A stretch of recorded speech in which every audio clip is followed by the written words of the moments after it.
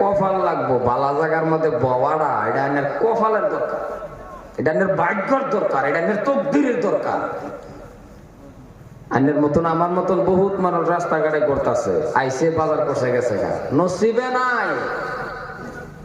কারণ এই জায়গার মধ্যে বইলে আরে চেহারার দিকে চাও যদি তাহন তাও তো 40 দিনের ছগিরা গুণ আল্লাহ মাফ করে দেয়।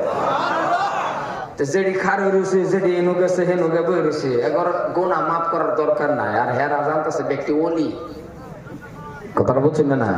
হেরা ব্যক্তি ওলি হয়ে বই রয়েছে। এলাকা যারা রাস্তাঘাটে আছে, দোকানের সামনে যারা বইছে, বাবা আয়ো খেরের বিছনাথ বইয়া দেখো, বিছনাথ দামি বিছনা, যদিও খেরের বিছনা দামি, দেখতে খারাপ দেখা যায়। আমার গাড়ির বুকলো যারা চেয়ারের মধ্যে দোকানের সামনে যারা ভিতরে আয়ো, বাবা জুতা লই আয়ো, জুতা কেউ নিত না, জুতার চিন্তায় আয় না। না না বলতে পারতেছে জুতা কইতে, জুতা লই এই ভিতরে হয় 1 ঘন্টা, বেশি সময় নিতাম না। যারা বাজারে আছে,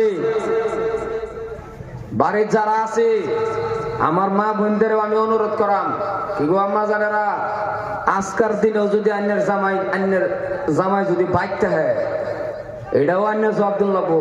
জলদি করে টুপিটা হাতে ফাড়াই দে, দরকার বললে কোন আজকা সবাত না গেলে বিছনাথ জায়গা হইতো না। আইসা দেখে আজকাল সবাত না গেলে বিছনাথ জায়গা হইতো না, সভা ভাঙলে পরে আপনারা সবাত যান। এহিনি কোন কামে খারইব, কারণ বালা কাজের লাগে যদি স্বামীরে ফাড়াই দেন, 80 হাত নফল নামাজ পড়ার উত্তম সব পাওয়া যায়।